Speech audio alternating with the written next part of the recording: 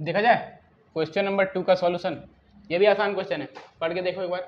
अरे पढ़ के देखो तो सही, क्या बोल रहा है, so that the following numbers are not perfect square. अच्छा यार ये तो क्वेश्चन नंबर 1 जैसा ही है।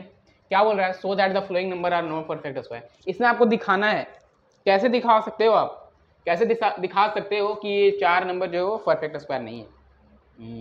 फिर से प्रॉपर्टी में जाना होगा भाई, फिर से प्रॉपर्टी में जाना होगा। सबसे पहले हम लोग तो प्रॉपर्टी 1 में ही जाएंगे, क्योंकि अगर हम लोग का प्रॉपर्टी 1 से ही काम बन जाएगा तो हम लोग प्रॉपर्टी 2 प्रॉपर्टी 3 हम लोग जाए क्यों, ठीक है ना। तो सबसे पहले हम लोग प्रॉपर्टी 1 को यूज करते हैं, यहाँ देखते हैं। तो प्रॉपर्टी 1 क्या था, यूनिट डिजिट पे 2 3 7 8 अगर दिख जाए, यूनिट डिजिट पे 2 3 7 8 दिख जाए तो हम लोग क्या बोल सकते हैं, वो परफेक्ट स्क्वायर नहीं है। ओके, तो पहला क्वेश्चन में क्या है 7 यूनिट डिजिट पे, दूसरा क्वेश्चन में 8, तीसरा क्वेश्चन में 3, चौथा क्वेश्चन में 2। अरे भाई ये क्या हो रहा है, ये ये ये क्या हो गया, ये ये क्या हो गया। अरे भाई ये तो प्रॉपर्टी 1 से ही बन जा रहा है भाई, ये तो प्रॉपर्टी 1 से ही बन पा रहा है। हम लोग को प्रॉपर्टी 2 प्रॉपर्टी 3, हम लोग को प्रॉपर्टी 2 प्रॉपर्टी 3 तो टच भी नहीं करना पड़ रहा अभी तक, ये तो प्रॉपर्टी 1 से ही बन जा रहा है भाई। देख लो यूनिट डिजिट पे क्या 7 8 3 2, क्या है यूनिट डिजिट पे क्या बोल रहा है 2 3 7 और 8 हो जाए, that means not perfect square, perfect square नहीं है। सिंपल सा है। तो पहला क्वेश्चन 9 3 2 7, ठीक है। क्या लिख सकते हैं हम लोग, सो दिखाना है तो हम लोग लिख सकते हैं इसका answer from the property 1, from the property 1 the numbers are not perfect square if end with 2 3 7 और 8। सो इस क्वेश्चन में क्या है 7 इंड है, देयर फोर लिख सकते हैं, therefore in this questions, therefore in this numbers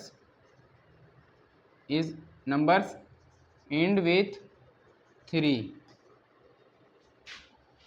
number end with 7, so we can say that the numbers are not a perfect square। ऐसे करके कुछ भी अपने से बना के वैसा सेंटेंस बनाओ और लिख दो। फ्रॉम द प्रॉपर्टी 1 से बोल सकते हैं number are not perfect square if end with 2 3 7 8। हम लोग प्रॉपर्टी 1 से बोल सकते हैं वैसा नंबर परफेक्ट स्क्वायर नहीं होता जो इंड होता है, इसका नंबर इंड होता है खत्म होता है 2 3 7 8 से। Therefore in this number end with, या फिर therefore in this question ends with 7, so we can say that the numbers are not a perfect square. उसी तरह क्वेश्चन नंबर 2 में भी लिख लो और क्वेश्चन नंबर 3 और क्वेश्चन नंबर 4 में, ठीक है। सेम कॉपी करना भाई, फ्रॉम द, इसको ये 2 लाइन सेम कॉपी कर दो, ऐसे करके कॉपी पेस्ट कर दो, सेम कॉपी करना भाई, क्या है सेम कॉपी कर दो, ये जो 2 लाइन दिख रहा है उसको सेम कॉपी कर दो, ठीक है। और ये 2 लाइन को कॉपी करना है पहला, और देयरफॉर इसमें therefore in this question and with 8, so we can say that the numbers are not a perfect square, not a perfect square, ठीक है। ये सब समझ में आ रहा है ना, ये सब क्या है, बस लिखना है, एग्जाम में मार्क्स चाहिए पूरा, तो ये सब लिखोगे तो मास्टर टीचर देखिए क्या हुआ, खुश हो जाएगा, खुश हो जाएगा तो मार्क्स पूरा दे देगा, ठीक है ना।